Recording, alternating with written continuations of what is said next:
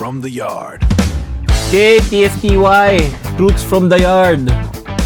Jo, meron tayong question dyan. Wait lang. Na hindi ko alam kung kaya ba natin sagutin. Sana Sana Kaya kayanin. naman siguro yan. Wait lang, babasahin ko na lang ha. Kasi yung kailangan ng salamin to. Paano pag may best friend akong lalaki? Bago ko pa makilala yon partner ko ngayon. Tama ba na hindi ko nakausapin yung best friend ko? Agoy. Wait mo lang, besh. Sasagutin namin yan. Binasa mo na eh. Ano take mo? Binasa mo na eh. Yan ang sinasabi ko, mga Mars! Biglang ako sasagot. Ako na nga nagbasa. Ako pa sasagot. Hindi, base natin kunwari sa sige. sa relasyon nyo, sa asawa mo. Experience mo. Yeah. Para sa akin, siguro, kung may, kunyari, mamit mo yung nililigawan mong may best friend na lalaki, tapos, Hindi, parang siloso ka? Hindi, kayo na nito Kasi kung okay. kayo na, tapos may best friend siya na lalaki. Kasi pag nanliligaw ka, nakilala mo siya may best friend, okay ka pa nun eh. Good ka lang ng good eh. Oo. Kasi para naliligaw makuha mo ka pa yung rin eh. Oo. makuha mo yung... Kung kayo na, tapos medyo matagal na kayo, may best friend. Paano? Parang, para sa akin, hindi naman pwedeng hindi kausapin eh. Or pagsiselosan mo, yung best friend, na parang pagbabawalan mo na wag sila mag-usap. Hindi. Bago ka pa mapunta sa buhay ng babae, nandyan na yung best friend. Di ba? Yan na yung tinatawagan pag may problema, iniiyakan pag may problema, nagka-boyfriend man yung babae, pero hihingi pa rin ng tulong o makakausap doon sa best friend na lalaki. Di ba? Pero yung naging kayo, nagka-boyfriend, parang hindi naman siguro So, sa'yo okay lang? Oo, okay lang. Okay lang, for example, na baka Okay kasi yung tanong niya, parang Basta, lumalabas sila, dalawa, basta best friend. siguro diba? naman, hindi. Baka umiinom silang dalawa. Depende diba? siguro sa sitwasyon. Kasi baka mamaya, etong best friend na lalaki, may feelings doon sa girlfriend ko. Siyempre, ibang... No. Hindi. Halimbawa nga ganito eh. Wala. Parang pareho kayo legal. Okay. Parang alam mo na may yung girlfriend mo or yung asawa mo may best friend na lalaki. Ganon din siya, may asawa din yung lalaki. Ganyan. Pero they go out together, ganyan. They alam mo yun, nagdi-dinner sila. Okay. Umiinom sila. Well, Paano yun? Magiging okay lang ba sa iyo yung mga ganon? siguro para sa akin, hindi naman ako hypocrite o whatever na okay lang. As long as na respect. Respetuhin mo ako as a boyfriend ng best friend mo. Respetuhin kita as a best friend niya. Parang ganun. Wag mo akong lulukuhin. Wag niyo akong tataihan sa ulo. Andun pa rin yung respect ko sa inyo. Pero sana, kung meron man namamagitan sa inyo, sabihin niyo na mas maaga. Kasi mas masakit. Natibay mo Oo, parang ganun. Kasi minsan hindi natin alam eh. Na may feelings na pala yung lalaki, matagal na. Ako bro, di ko napaabutin yun. Pero di nga natin alam. Kasi nga, ang nakilala mo lang is best friend. Best friend niya yung lalaki lang. Best friend lang. 'Di ba? What more, syempre, itong si parang pelikula ulit na yung babae is naghihintay lang doon sa nanawa na, gusto na magkaroon ng love life. So, itong nanligaw, sinagot na. Parang ganun.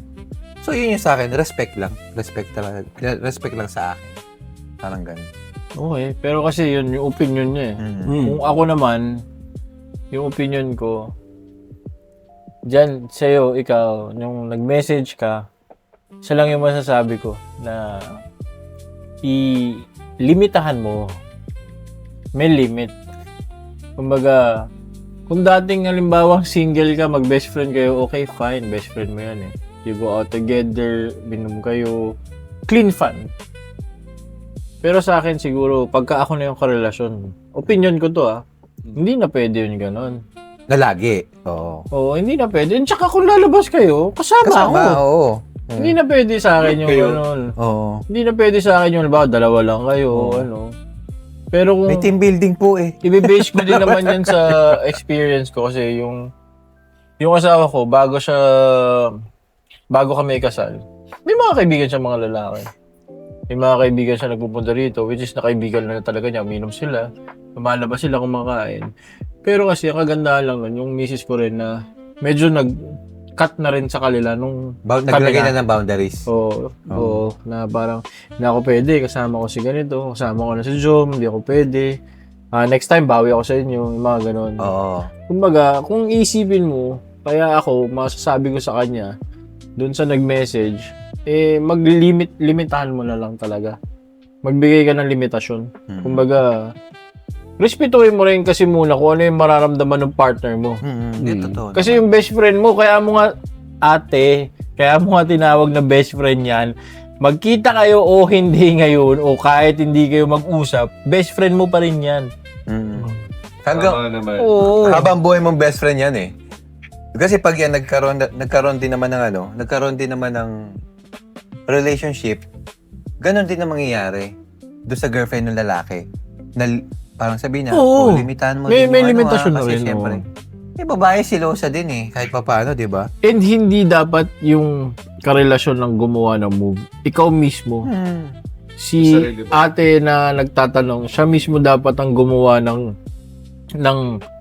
nung siya na yung mag-cut ng kumbaga mag-limit ang sinasabi ko nga. Siya na yung medyo umiwas na. Na magbawas na ng Oo, mga... kasi nga, may partner na siya eh. Siguro, di ba? Kasi, hindi ko, iba-iba talaga eh. Ako, yun yung sa akin. yung nasa trabaho pero yung best friend yung sumusundo.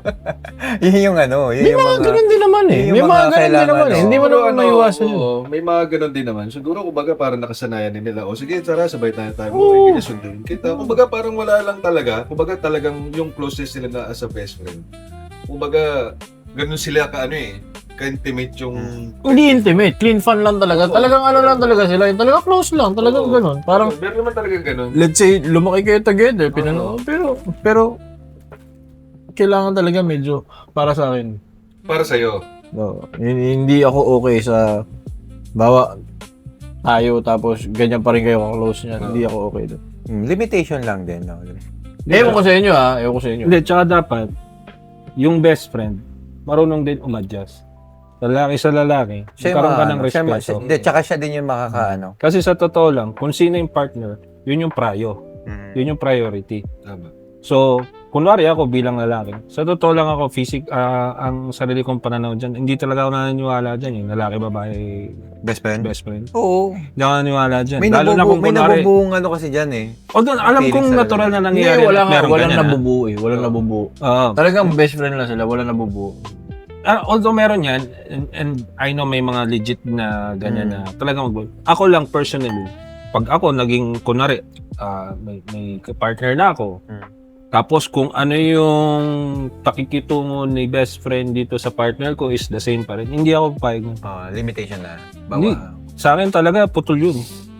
Okay. Putol sa akin yun. Kasi kung ano yung sasabihin mo sa kanya as your best friend, sa akin mo na dapat sasabihin yan. Kung lalabas kayo, di sana tayo na lang dalawang lumabas. Diba? Bakit ka pa mag-aalat ng time doon? Although tropa, sabihin na natin yung tropa. Siguro as that. Pero yung kunwari, yung parang ang dating is parang instead of you going out with your best friend, dapat tayo yan. Dapat tayo, oo. Kasi role ko yan eh. Kumbaga space Kasi ko na ako to na eh. yung partner mo eh. Oo eh. Bakit hindi ako? Bakit siya? Kung ba may special allotted time ka doon, yun yung point of view ko ah. At the same time, para sa akin, yung lalaki na best friend, kung talagang tunay na lalaki ka, magbigay ka ng respeto dun sa... boyfriend. Oo. Kasi hindi ikaw ang prayo. Tsaka ang magiging mangyayari kasi niyan is dating ikaw yung number 1 best friend. Ngayon, ikaw na yung number 2. Kumbaga, ano ka na? Kung total best friend ka, di ba? Oo. You should be happy for... Yes, so Doon ikaw na sa- makakaintindi talaga sa lahat. Sa babae, di ba? Oo. So, dapat, kung ang happiness nung lalaki, which is ako, yung boyfriend, is alam mong kasama ko to, Maging happy ka din. wag mo na akong tanggalan ng time or ng happiness or ng opportunity na dapat ako makapag-provide doon ng kunwari advice o kaya sharing moments o kaya happy moments o kaya bonding moments. Akin na yun eh. Diba? So, ang sa akin lang, kung sakaling mang ganyan ang sitwasyon, one, dapat yung best friend, marunong nang umadjust yan. Umadjust ka na talaga. Adjust ka na. And then number 2, tama din yung sinabi nyo na talaga magkaroon din ng proactive na move yung partner mo na, uy, Siya na mismo. oo. Siya na mismo. Kasi Initiative yun. I have to respect the boundary of my partner. Di ba? Eh, kaysa naman sa i-open mo, baka magkaroon kasi ng friction na, lalo na kung let's say bago kayo. Eto pala, FYI pare hindi ako tinanong ng misis ko. Bago kami hindi niya ako tinanong. Siya mismo ang gumawa na, siya na yung nag-limit talaga. Yung initiative Oo, na, yung initiative talaga. yung Yun, maganda. big respect yun, Oo. no? Respect talaga. Kumbaga sa lalaki, Kumbaga sa nirespeto ni wife mo yung magiging yung feelings mo na bago pa mangyari, talagang Inunahan niya na. oo. Pero paano pag kunyari, nag-away kayo ng partner mo, walang matatakbuhan. Eh, di dyan papasok yung emotional cheating. Pwede, depende pwede Tama, doon. oo, tama. Kasi pwede, kung talagang oo. partner kayo, come high or come low, dapat kayo yan. Together. Pwede. Kasi, pwede kasing pwedeng mas pumunta ka na lang sa kapatid mo Pwedeng ganun. Oo, di ba? Pwedeng ganun. Pwede pumunta Sa ka family mo na na lang. family na lang talaga kasi mas Kasi pwede. relationship na yan. Kasi pumunta ka pa ng Hindi naman ang relationship si A, B, tapos si best friend C. Wala naman ganun. Oo. Wala. Diba? Come high water, low water, kung ano man pinag-aawayan nyo, at the end of the day, keep it in that circle. Diba? Kung may, tulad sa inyo, pwedeng family, kung hanap Kasi ka yun na lang siguro. Or, mag-away man kayo mag-partner, hanap ka ng friend mo na lang na babae. Mas Pwede okay yun, no? Di ba? Kasi, alam natin galawan ng lalaki. Best friend Oo, man yan alam o natin hindi. yan, no? Kilala ko ang lalaki through and through, thick and thin. Alam Hindi. ko ang tendencies. Di ba? Alam ko ang tendencies, alam ko ang probability. Hindi naman, siguro may mga magsasabi na siguro hindi naman lahat ng lalaki, pero 80%, 90%. Meron tayong Ayan, segment talaga. doon na sabi ko na parang pagka ikaw mahina ka, weak ka, basag ka, huwag kang kakausap ng opposite na di ba? Huwag talaga. Opposite sex. Kasi may tendency talaga na lalo lang masira. Masisira lang yun. Masisira. Ikaw, Ras, anong alam mo doon sa question na tungkol sa best friend? Kasi ang nangyayari kasi, yung lalaki, alam niya na may best friend, di ba? Pero pinursu pa rin niya, tapos naging sila pa din. So parang ang question is, medyo i-ditch niya na yung best friend niya. Kung tama ba yun o hindi. For me, tama yun. Ditch mo na yung best friend. Kasi paano pag mag-asawa na kayo? Kayo na yung mag-best friend sa isa't isa Oo. That's true. Good point yun. Kayo na yung magkaibigan. Siguro kung mag-jowa lang kayo, parang Mababaw pa Oo, medyo maano mo pa eh.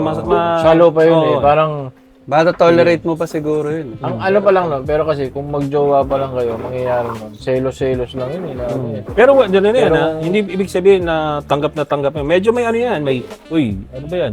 Di tsaka makakarinig ka kasi rin ng mga, oy, alagaan mo yung best friend ko best friend ko yan. Yun yung ano nga Nauna ako sa'yo. Bro, yun yung yun yung Nakakarinig parang ka ng mga parang ganyan.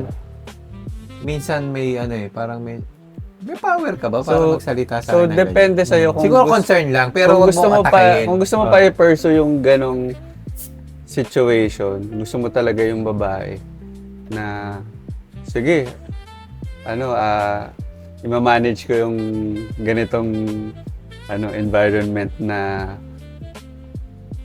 outsider ako going in dun sa circle nila, 'di ba? Kasi ikaw yung So, pero ako personally, if ako yung parang papasok ka pa lang sa ganun, yung niligawan mo, may like super close na best friend na lalaki. Ay, ako siguro, sige kayo na lang. Hindi naman ako I mean, Part ng circle. oo, parang, enjoy nyo na yung buhay nyo. Ba't papasok pa ako dyan? Diba?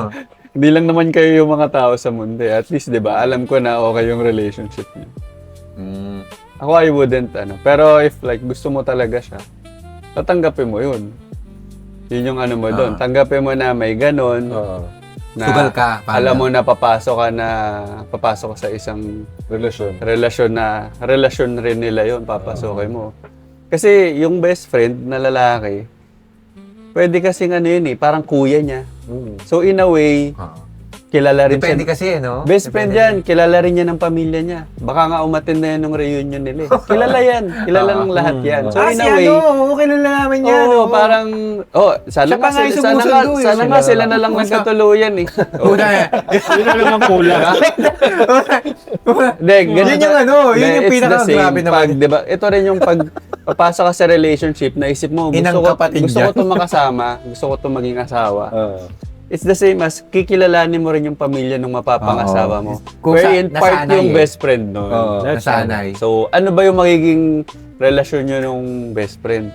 Okay ba kayo? Hindi. Tanggap ka ba niya o hindi? Grabe Pero yun, no? awkward nan, bro. ganun talaga. Oo. Ikaw ang papasok eh.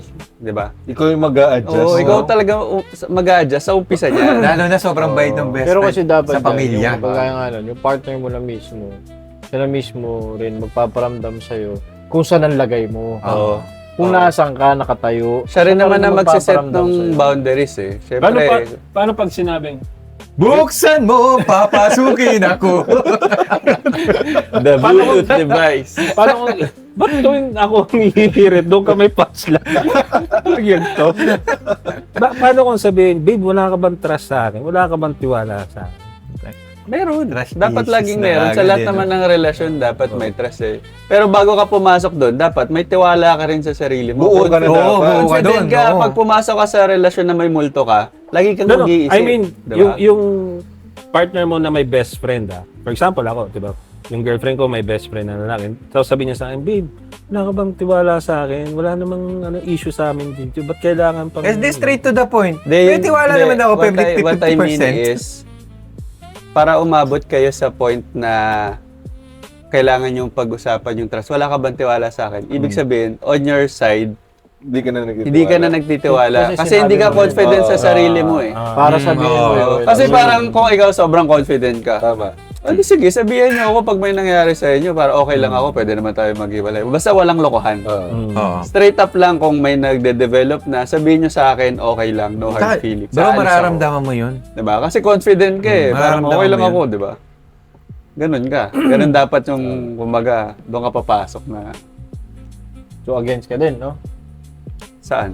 Doon nga, sa... Oh, Hindi, Ditch ang question is, kung i-ditch na ba niya yung best friend. Oh, In a kahit way, sa kailangan oo. niya. In a way, oo. Kailangan rin niya talaga bigyan ng space yung ano niya, yung bago niyang binibuild na buhay. Oo. Pwede pa rin naman maging part yung best friend niya. Pero syempre, liliit na talaga yung part nun. And Hindi na yung katulad ng... parte ng buhay yun. Kung gusto mo mag-build ng ibang Ayaw nyo, hindi relationship, kayo na lang ng best friend mo, no? at least masaya sila. Diba? Kilala na nila. That's true. Maganda rin yung point of view. Oo. Ikaw, Mike. Basta ako, ayoko. O tala, cheers na. Para may laman yun, ah.